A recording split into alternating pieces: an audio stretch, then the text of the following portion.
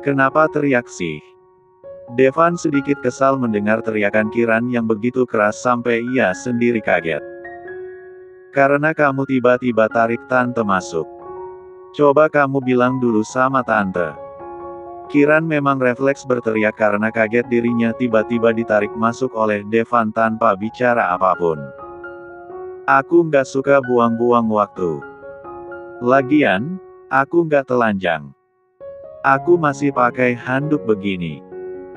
Kamu juga bukan gadis lagi yang baru pertama kali lihat laki-laki nggak pakai baju. Kamu udah biasa kan? Jadi jangan munafik. Seolah-olah kamu belum pernah lihat cowok telanjang dada, sindir Devan. Kiran tidak mengatakan apapun tapi tatapannya terlihat kesal melihat Devan yang banyak bicara di depannya dengan kalimat sindirannya. Devan kemudian duduk di sofa tanpa memakai baju terlebih dulu. Ia menyilangkan kedua kakinya sembari bersandar di sandaran sofa. Ia menoleh melihat Kiran yang masih berdiri di sana. Silahkan duduk. Kiran tidak langsung menuruti Devan. Ia malah menatap Devan yang malah duduk santai di sana tanpa merasa malu dengan dirinya yang hanya memakai handuk. Kamu nggak ada niatan untuk pakai baju dulu. Tante bisa nunggu kamu kok. Mau sejam, 2 jam pun, tante bakal nunggu kamu. Asal kamu pakai baju, baru bicara sama tante. Ini tempatku. Jadi mau lakuin apapun di sini, terserah aku. Lagian, abis ini aku mau istirahat dan kalau sedang tidur, aku nggak suka pakai baju. Gini aja. Kalau tante merasa keberatan, bisa keluar. Tapi jangan harap, tante bisa diterima kerja, ancam Devan. Devan tampak angkuh dan seenaknya. Kiran semakin kesal melihat kelakuan Devan. Namun, ia sudah terlanjur di sana dan ia pun sedang membutuhkan pekerjaan. Jika pergi begitu saja, ia harus cari susah payah lowongan yang menerima kemampuannya. Mau tidak mau, Kiran mengabaikan kekesalannya. Bahkan Kiran duduk di depan Devan dengan kepala tegak melihat Devan. Mau dilanjutin nih? Tanya Devan memastikan. Tentu saja. Kamu mau pakai apapun, tante nggak masalah. Bahkan nggak pakai apapun, nggak masalah Devan. Silahkan saja. Yang penting kita selesaikan wawancara hari ini. Kiran mengatakan semua itu karena ia sungguh muak dan kesal dengan kelakuan Devan yang memintanya datang ke perusahaan tapi pria itu malah pergi. Ia harus menunggu lama. Kemudian diminta lagi datang ke apartemen dan ia malah melihat Devan yang seenaknya. Devan tercengang dan sedikit kesal mendengar ucapan Kiran yang tidak mempermasalahkan dirinya meski tidak memakai apapun. Kamu nggak masalah kalau aku nggak pakai apapun. Memangnya aku bukan pria di matamu? Kalau ada seorang wanita yang nggak tertarik sama seorang pria, mau bagaimanapun pria itu, nggak akan ada pengaruhnya bagi wanita itu. Kayak tante. Tante sama sekali nggak tertarik sama kamu, karena di mata tante, kamu itu cuma seorang keponakan nakal. Jadi, mau telanjang pun, nggak ada efeknya. Tante biasa aja. Ini pertama kalinya Kiran banyak bicara pada Devan dengan kalimatnya yang memang sengaja membuat Devan kesal karena saking kesalnya pada Devan. Kiran sukses membuat Devan kesal. Bahkan Devan makin emosi dan tidak senang pada Kiran gara-gara ucapan Kiran. Namun Devan berusaha menahannya dengan menghentikan pembahasannya. Ia langsung meletakkan tablet ke atas meja lalu menyodorkan tablet itu ke arah Kiran. Mulai sekarang, kamu pakai itu untuk mengatur jadwalku. Jadwalku semua ada di dalam situ. Kiran meraih tablet itu tapi ia tampak bingung dan penasaran dengan Devan yang langsung menunjukkan jadwalnya. Ini maksudnya apa? Kamu pintar. Jadi pasti sudah menebak maksudku. Jadi kamu terima tante tanpa wawancara dulu? Tanya Kiran memastikan lagi. Sebenarnya, Ini pertama kalinya aku menerima orang tanpa wawancara. Tapi kalau aku wawancara, kemungkinan besar, kamu nggak akan keterima. Kalau kamu nggak diterima, Mama mungkin akan marah. Jadi, ya udah. Langsung kerja aja. Nggak perlu wawancara. Buang-buang waktu aja, melakukan hal yang sudah pasti. Kiran lagi-lagi dibuat kesal oleh Devan, tapi sebagai wanita dewasa, ia tetap menahannya untuk tidak melampiaskannya. Apalagi Devan sudah menjadi atasannya saat ini. Sementara Devan yang mengatakan semua itu, memang sengaja untuk membuat Kiran kesal padanya, karena jujur, ia lebih senang melihat Kiran memasang muka kesal gara-gara dirinya. Baginya, ekspresi kesal Kiran menggemaskan di matanya. Kalau begitu, terima kasih karena kamu sudah menerima tante sebagai sekretarismu walau tante ini bodoh. Ini masalah kecil. Santai saja. Devan sudah tidak kesal lagi karena Kiran. Devan malah ingin tertawa, tapi karena tidak ingin Kiran semakin tersinggung hingga ia menahannya di sana dengan tetap memasang ekspresi serius. Apa masih ada yang mau dibicarakan, Pak Devan? Tanya Kiran dengan sopan. Karena ia sudah menjadi sekretaris Devan, jadi ia mulai mengubah cara bicaranya seperti seorang bawahan yang bicara pada sang atasan. Nggak ada. Kamu boleh pulang sekarang. Baik. Kalau begitu, saya pulang. Kiran berdiri dari tempatnya lalu membungkuk hormat di depan Devan. Ini pertama kalinya, Devan melihat Kiran membungkuk hormat di depannya. Lelaki itu sampai kaget tapi tidak mengatakan apapun dan hanya melihat Kiran saja. Selamat sore Pak Devan. Semoga malam Anda menyenangkan. Lanjut Kiran yang bicara seperti seorang pramugari. Kemudian ia melangkah keluar. Devan sampai kehabisan kata-kata melihat perubahan Kiran yang mendadak. Yang tadinya bicara seenaknya sampai menatap tajam ke arahnya, tiba-tiba berubah sopan dan anggun. Namun detik itu juga ia ingat bahwa sebelumnya, Kiran sudah pernah menjadi seorang sekretaris. Karena itu, auranya berbeda. Kiran kini berada di taksi untuk kembali ke kontrakannya. Ia dihubungi oleh Jenar. Jenar memberitahu bahwa ia sudah memberikan profilnya pada Elwin. Kiran pun memberitahu Jenar bahwa ia sudah diterima kerja oleh Devan. Namun Kiran tidak mengatakan kelakuan Devan pada Jenar. Bisa-bisa Jenar mengomeli anaknya lagi karena dirinya. Di kediaman Surendra, Indra kembali ke rumah keluarganya untuk mengatakan pada ayahnya bahwa hubungannya dengan Kiran sudah berakhir. Namun ia tidak sendirian. Ia datang bersama Istari. Niatnya, setelah jujur bahwa ia sudah cerai dari Kiran, selanjutnya akan memperkenalkan Istari pada ayahnya sebagai istri barunya yang mengandung anaknya. Di depan kamar Tuan Surendra, ada Nyonya Kumala yang menunggu kedatangan anaknya.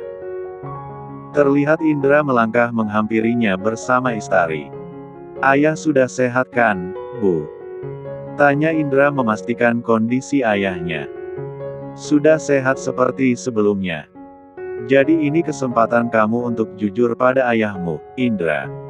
Tapi kamu jangan bawa Istari dulu. Biarkan Istari di sini. Nanti kalau kamu sudah bicara pada ayahmu tentang perceraianmu dengan Kiran, baru ibu suruh Istari masuk, jelas Nyonya Kumala. Indra mengangguk.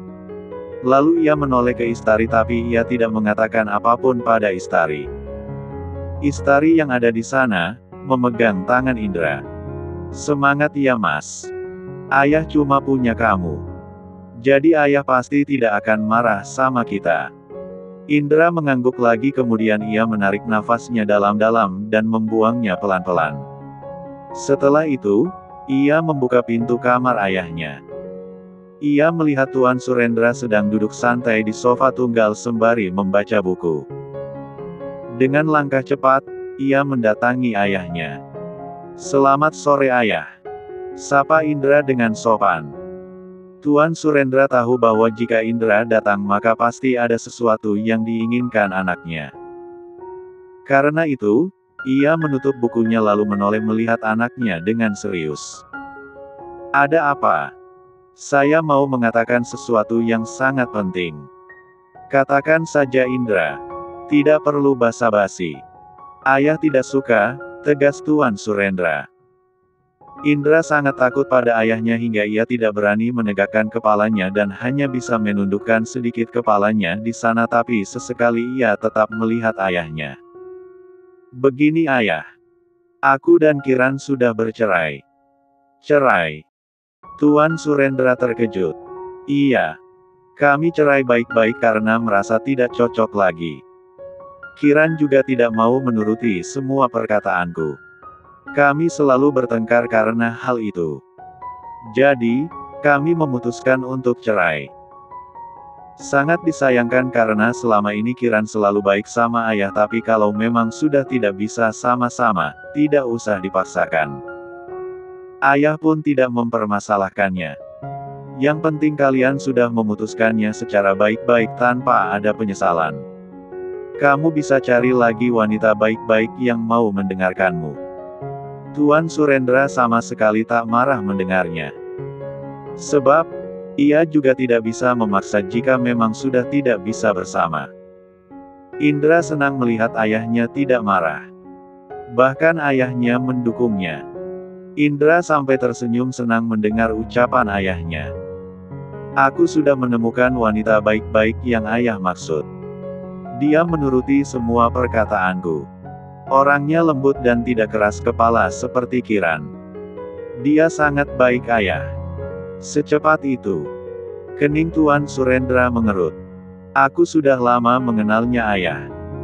Dia temanku waktu SMA. Lalu kami bertemu lagi 2 tahun lalu dan setahun lalu, kami bersama, jelas Indra. Bukannya kamu dan Kiran baru bercerai? Apa kamu selingkuh Indra? Tanya Tuan Surendra yang mulai tidak senang. Aku cerai sebulan lalu ayah. Dan sebenarnya hubunganku dengan Kiran, mulai renggang setahun lalu. Kiran sering jalan dengan laki-laki. Itu juga salah satu masalah dalam rumah tangga kami, tapi aku berusaha untuk mengerti Kiran. Kiran masih tidak mau mendengarkanku. Dia masih sering jalan dengan laki-laki lain. Makanya aku marah sampai aku menjalin cinta dengan teman semaku itu. Indra menciptakan kebohongan ini dengan menyalahkan Kiran karena ia tidak mau disalahkan oleh ayahnya. Jadi kamu mau menikah dengan pilihan barumu itu? Tanya Tuan Surendra memastikan. Indra mengangguk. Aku juga bawa dia kemari untuk kuperkenalkan pada ayah. Sebentar, aku bawa dia masuk. Indra pun memutar tubuhnya lalu melangkah keluar. Ia membuka pintu dan meminta Istari masuk. Ia memegang tangan Istari sembari melangkah mendekati Tuan Surendra. Tuan Surendra terkejut kala melihat perut Istari yang besar. Siapa yang kau bawa Indra? Dia Istari. Wanita yang aku bicarakan.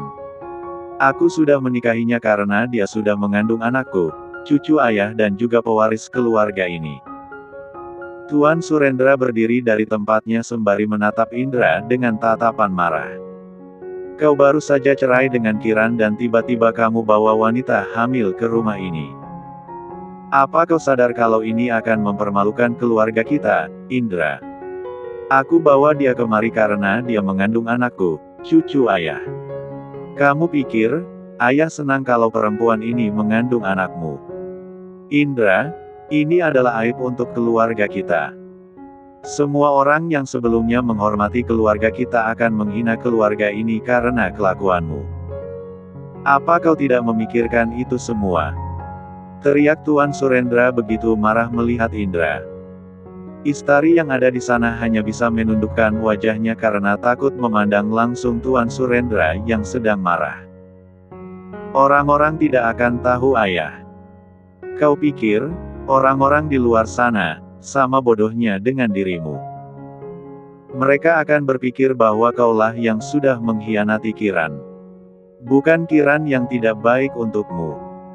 Karena orang tidak butuh penjelasan seperti yang kau jelaskan pada ayah, tapi mereka butuh bukti, dan buktinya sudah ada di depan mata ayah. Tuan Surendra kemudian menunjuk Istari dengan arogan. Perempuan inilah buktinya Indra. Dia adalah aib keluarga ini. Ayah, Istari bukan aib. Dia adalah anugerah di keluarga kita. Dia dan anaknya akan membawa kebaikan untuk kita semua. Ayah harus percaya itu. Demi membuat Istari diterima oleh Tuan Surendra, Indra terus berusaha membujuk sang ayah dengan mengatakan apapun yang bisa membuat Tuan Surendra luluh.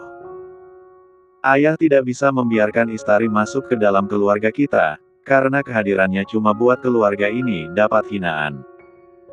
Ayah malu kalau sampai mengakui dia sebagai menantu di keluarga ini. Jadi, lebih baik kamu bawa dia pergi. Jangan bawa dia ke rumah ini lagi, tegas Tuan Surendra dengan tatapan tajamnya melihat Indra. Ayah! Kumala! Teriak Tuan Surendra memanggil istrinya. Nyonya Kumala yang terus menunggu di luar, masuk setelah mendengar seruan suaminya.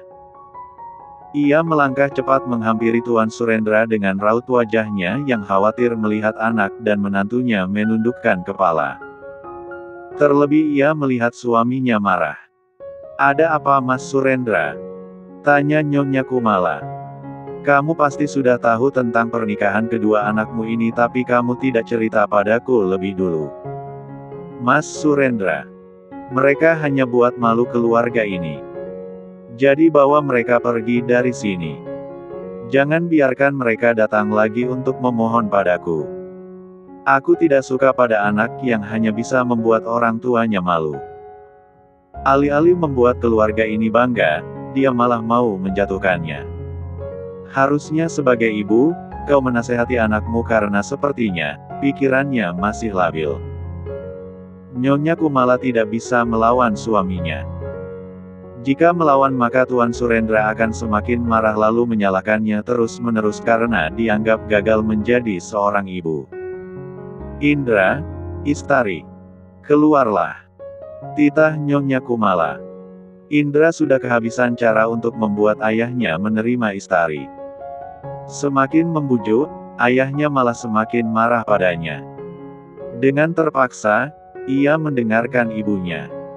Ia membawa Istari keluar dari kamar Tuan Surendra. Saat di luar, Istari tiba-tiba menangis tapi tidak mengeluarkan suaranya karena takut Tuan Surendra mendengar suara tangisannya. Indra tampak kasihan melihat Istari menangis di sana. Ia merangkul istrinya dengan lembut. Tenang saja sayang. Ayah saat ini cuma sedang marah sama kita.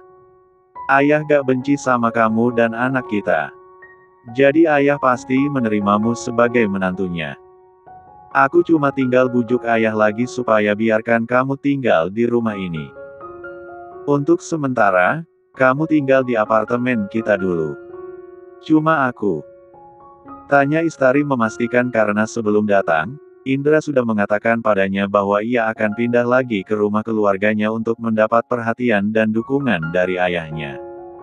Indra mengangguk. Cuma sebentar Istari. Kalau ayah sudah menerimamu, kamu bakal ikut aku tinggal di sini. Tenang aja. Tiap hari, aku bakal datang lihat kamu. Cuma mungkin aku nggak bisa bermalam tiap malam. Ini demi mendapat dukungan ayah supaya ayah menerimamu. Oke, nggak masalah kalau memang untuk meluluhkan hati ayah. Aku bakal lakuin apapun untukmu sayang. Akhirnya Istari tersenyum lagi. Indra pun senang dan lega melihatnya. Lalu ia membawa Istari meninggalkan rumah itu. Ia membawa Istari kembali ke apartemennya. Namun ia hanya mengantar Istari sampai depan gedung apartemen. Aku antar sampai sini saja ya soalnya, aku harus balik lihat ayah. Takutnya ayah sakit lagi karena kejadian tadi. Istari mengangguk pelan.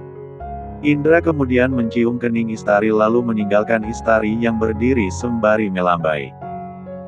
Ekspresi Istari seketika berubah kala mobil Indra melaju pergi. Yang tadinya tersenyum, kini berubah dingin. Dasar laki-laki tidak berguna. Masa cuma meluluhkan hati ayahnya sendiri nggak bisa sih? Bikin jengkel aja. Setelah bergumam kesal, Istari masuk ke dalam.